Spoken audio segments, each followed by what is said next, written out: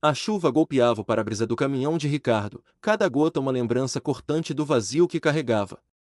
Na parada de descanso isolada da BR-116, ele acendeu um cigarro, a brasa pulsando como um eco distante de André, seu companheiro perdido. 7 anos haviam passado, mas o assento do passageiro permanecia vazio, um altar silencioso para um amor que as estradas não podiam apagar. Ricardo, 48 anos, motorista de longas distâncias, vivia preso a uma solidão que nem o ronco do motor conseguia abafar. O rádio chiava, alertando sobre uma tempestade no horizonte, mas o verdadeiro caos rugia dentro dele, um furacão de memórias que se recusava a dissipar. Ele pegou a xícara de café quente, não para beber, mas para colocá-la cuidadosamente no assento ao lado, onde André sempre se sentava. Era um ritual, um fio frágil que o conectava a um passado que ele se recusava a soltar. O vapor subia, misturando-se ao cheiro de diesel e cigarros, enquanto Ricardo encarava a estrada escura à frente. As luzes da parada tremeluziam, refletindo um brilho pálido no asfalto molhado. Ele não notava mais as paisagens que mudavam, do sertão árido às planícies verdes, tudo se tornará um borrão cinzento, uma repetição de asfalto e saudade. De repente, um toque seco na janela o arrancou dos pensamentos. O coração de Ricardo disparou, o cigarro quase escapando de seus dedos. Ele raramente falava com alguém nas paradas, exceto por trocas rápidas no balcão. Olhou para fora e viu João, 32 anos, o novo funcionário noturno, segurando um caderno de esboços.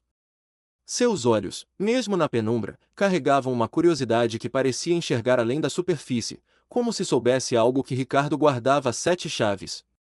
João falou, a voz suave, quase engolida pela chuva, um comentário sobre a noite difícil, um convite para algo além da solidão.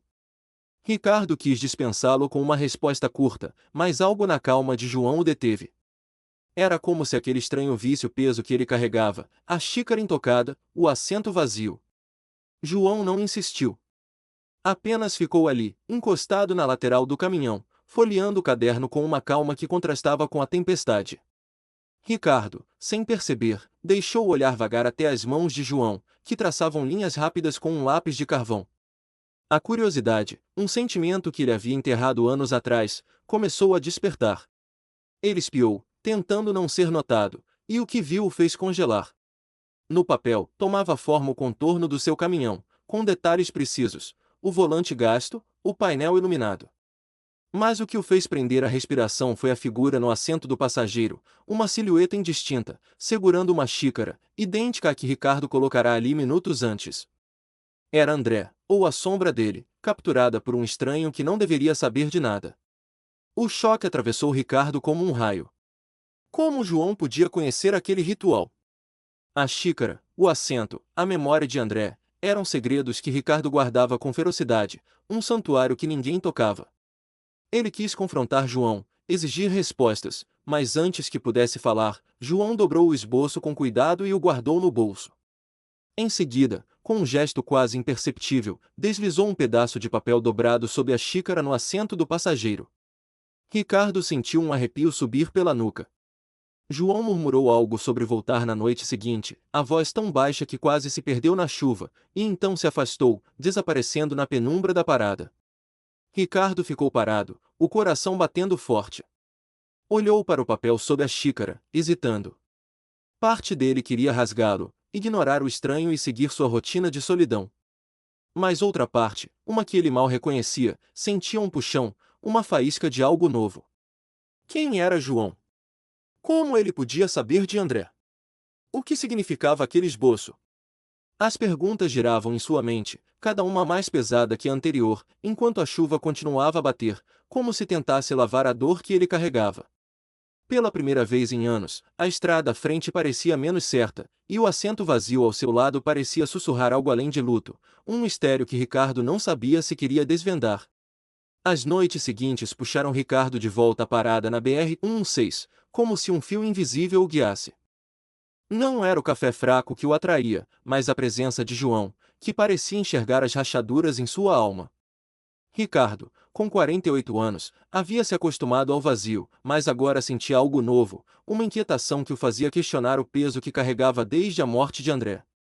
Ele estacionava o caminhão no mesmo ponto, sob a luz trêmula do letreiro, e colocava a xícara de café no assento do passageiro, um gesto que já não parecia apenas um tributo, mas uma ponte para algo que ele não ousava nomear. João, com seus 32 anos, era uma figura silenciosa atrás do balcão, mas sua atenção era como um farol na escuridão de Ricardo.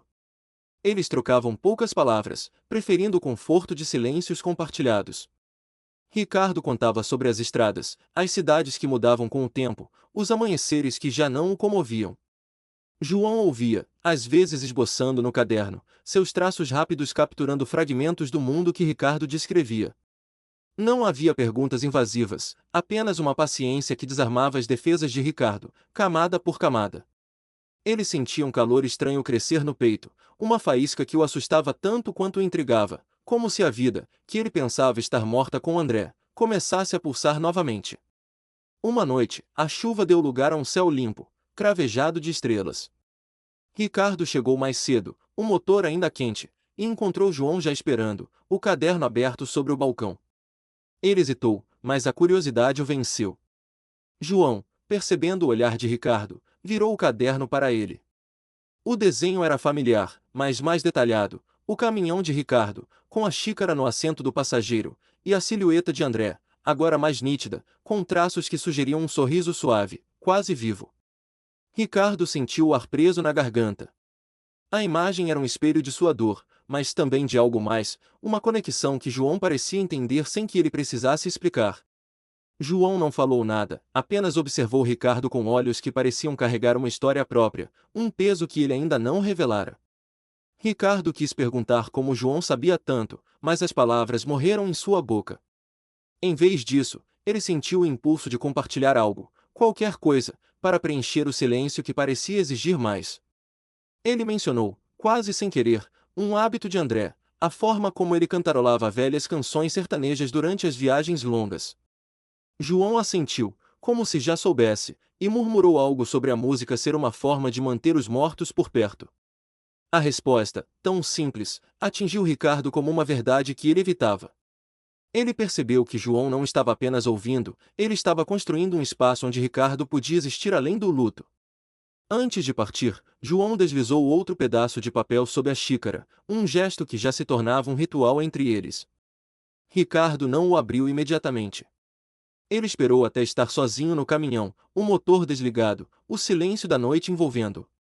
O papel continha um esboço menor, apenas a xícara, com uma frase rabiscada ao lado: às vezes, o vazio é só um convite. A mensagem era enigmática, mas tocou algo profundo em Ricardo. Ele guardou o papel no bolso, sentindo o peso da xícara ao lado mudar, não era mais apenas um símbolo de perda, mas um sinal de algo que começava a florescer. A cada parada, a presença de João se tornava mais essencial. Ricardo começou a notar pequenos gestos, a forma como João limpava o balcão com uma concentração quase meditativa, ou como seus olhos brilhavam quando Ricardo contava algo que o fazia rir. Esses momentos, tão simples, eram como rachaduras na armadura que Ricardo construíra por 7 anos. Ele sentia um conflito crescendo, a lealdade a André, que ainda parecia ocupar o assento ao seu lado, contra a possibilidade de deixar alguém novo entrar em sua vida. Era um medo que ele não podia nomear, mas que o fazia hesitar cada vez que pensava em abrir o próximo pedaço de papel de João. Uma noite, enquanto Ricardo estacionava, o rádio tocou uma canção antiga, uma que André amava. A melodia trouxe uma onda de memórias, e pela primeira vez em anos, Ricardo não sentiu apenas dor, mas também uma estranha gratidão. Ele olhou para a parada, onde João já o esperava, o caderno na mão. O coração de Ricardo batia mais rápido, dividido entre o passado que o ancorava e a promessa de algo novo que o assustava.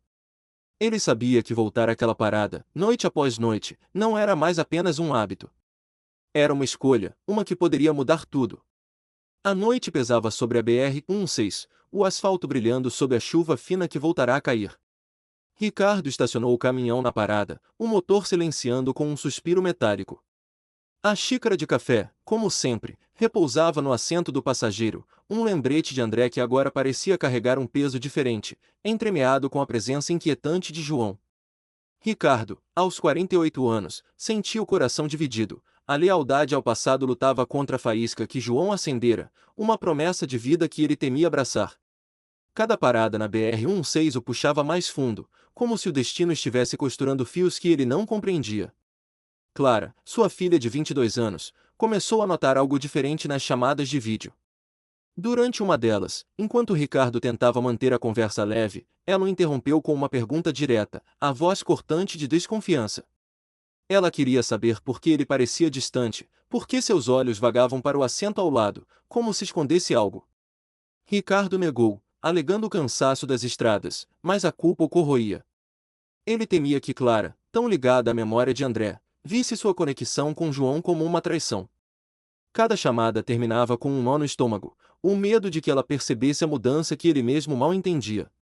As noites na parada continuavam, e João se tornava cada vez mais uma âncora para Ricardo. Ele não fazia perguntas, apenas oferecia silêncios que convidavam confidências. Ricardo compartilhava fragmentos de sua vida com André, as risadas em viagens longas, as promessas trocadas sob o céu do sertão. João escutava, às vezes rabiscando no caderno, seus traços capturando não apenas o caminhão, mas o peso invisível que Ricardo carregava. Uma noite, João deixou outro esboço sob a xícara, com uma frase curta: "A dor não explica tudo." Ricardo guardou o papel, sentindo aquelas palavras como um desafio, uma provocação para enfrentar o que ele evitava. Numa madrugada fria, enquanto limpava o caminhão, Ricardo encontrou algo enfiado sob o assento do passageiro, onde guardava ferramentas. Era um recorte de jornal, amarelado e dobrado, quase esquecido. Ele o desdobrou com dedos trêmulos, e o título o atingiu como um soco: "Acidente trágico na BR-16 mata 2." O texto descrevia uma colisão devastadora, 7 anos atrás, que tirou vidas e mudou outras para sempre. Entre os feridos, um nome saltou do papel: João Ribeiro, 25 anos, passageiro de um dos veículos, levado ao hospital com ferimentos graves. Ricardo sentiu o ar escapar dos pulmões. João não era apenas um estranho que entendia sua dor, ele era uma testemunha viva do acidente que arrancara André de sua vida. A revelação caiu como um raio, despedaçando a frágil calma que Ricardo construíra. João estivera lá, naquela noite fatídica, na mesma estrada que marcará o fim de tudo para Ricardo. As perguntas giravam em sua mente. Por que João nunca mencionara isso? Era coincidência ou algo mais profundo, como se o destino estivesse entrelaçado? Ele olhou para a xícara no assento, e pela primeira vez, sentiu raiva misturada à esperança. Raiva por João ter guardado aquele segredo, esperança por talvez, apenas talvez, ele entender sua dor de uma forma que ninguém mais poderia. Ricardo pensou em confrontar João naquela mesma noite, mas hesitou. Ele voltou à parada, o recorte guardado no bolso como uma bomba-relógio. João estava lá, atrás do balcão, limpando a máquina de café com a mesma calma de sempre. Seus olhos encontraram os de Ricardo, e por um instante, pareceram carregar um peso semelhante, uma história não contada. João murmurou algo sobre o frio da noite, mas Ricardo mal ouviu. Ele queria perguntar, exigir respostas, mas o medo paralisou, medo de ouvir a verdade, medo de que ela destruísse o frágil laço que haviam construído. Em vez disso, ele apenas pegou a xícara e voltou ao caminhão, o recorte queimando em seu bolso. Sentado no escuro, Ricardo sentiu o peso da coincidência sufocá-lo. João não era apenas um conforto passageiro. Ele era um elo com a maior tragédia de sua vida. A xícara ao lado parecia pulsar com a presença de André, mas agora também com a sombra de João. Pela primeira vez, Ricardo não sabia se queria continuar voltando àquela parada. O que antes era um refúgio agora era um campo minado de verdades que ele não estava pronto para enfrentar. Mas algo, uma força que ele não podia ignorar, sussurrava que fugir não era mais uma opção. A chuva voltará com força, tamborilando no teto do caminhão de Ricardo como um aviso. Ele estacionou na parada da BR-16, o recorte de jornal ainda queimando em seu bolso, uma verdade que ele não conseguia enfrentar. Aos 48 anos, Ricardo sentia o peso de 7 anos de luto por André, agora entrelaçado com a revelação de que João, o homem que trouxera luz à sua escuridão, era parte daquele passado trágico. A xícara de café, colocada no assento do passageiro, parecia observar em silêncio, um testemunho de sua lealdade a André e da confusão que João despertava. Naquela noite gelada, João apareceu na porta do caminhão, pedindo para entrar e se aquecer. Ricardo hesitou, mas abriu a porta, o ar frio invadindo o espaço. O silêncio entre eles era denso, carregado de uma tensão que não precisava de palavras. João sentou-se no assento do passageiro, ao lado da xícara, e seus olhos encontraram os de Ricardo. Havia algo neles, uma mistura de vulnerabilidade e desejo, que fez o coração de Ricardo disparar. Ele sentiu o toque leve de João em seu braço, um gesto simples que parecia puxá-lo para fora do abismo. Por um instante, seus rostos se aproximaram, o ar entre eles vibrando com uma possibilidade que Ricardo nunca imaginara permitir-se novamente. O toque do telefone cortou o momento como uma lâmina. Era Clara. Sua voz, do outro lado da linha, estava afiada, carregada de suspeita. Ela perguntou se Ricardo estava sozinho, cada palavra um peso que o fez recuar. O pânico tomou conta dele, não apenas pelo medo de magoar Clara, mas pelo terror do que significaria admitir o que sentia.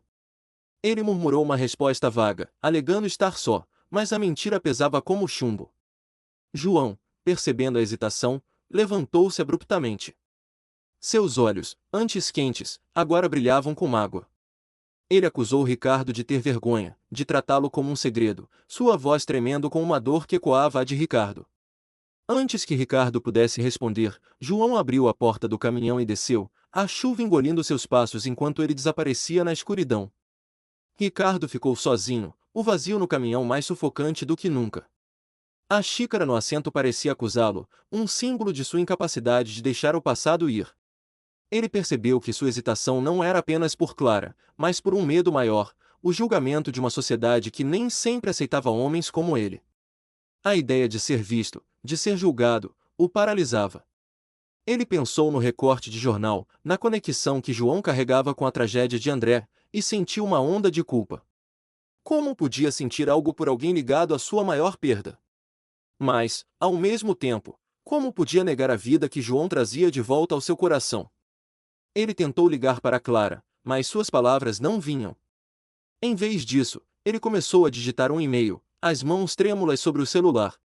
Escreveu sobre a dor que carregava desde a morte de André, sobre o medo de falhar como pai, sobre a confusão que João trouxera à sua vida. Ele não mencionou o acidente, ainda incapaz de enfrentar aquela verdade. Enviou o e-mail, o coração apertado, sabendo que Clara poderia não entender, mas precisando tentar. A espera por uma resposta era uma nova forma de solidão, mais aguda do que as noites na estrada.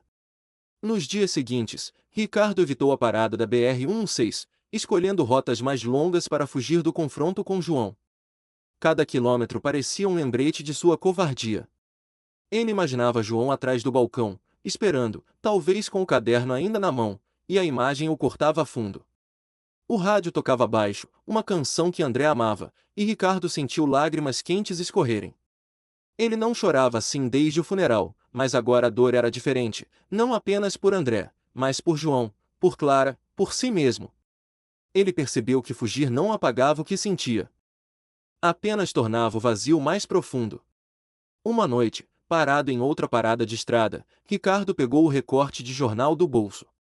As palavras sobre o acidente, sobre João, pareciam pulsar com uma verdade que ele não podia mais ignorar. Ele sabia que precisava voltar, não apenas para confrontar João, mas para enfrentar a si mesmo. A xícara de café, ainda no assento, parecia menos um peso e mais um convite para decidir, continuar preso ao passado ou arriscar um futuro incerto. A estrada à frente, molhada pela chuva, refletia as luzes distantes, como se apontasse o caminho de volta à BR-116, onde uma verdade maior o esperava.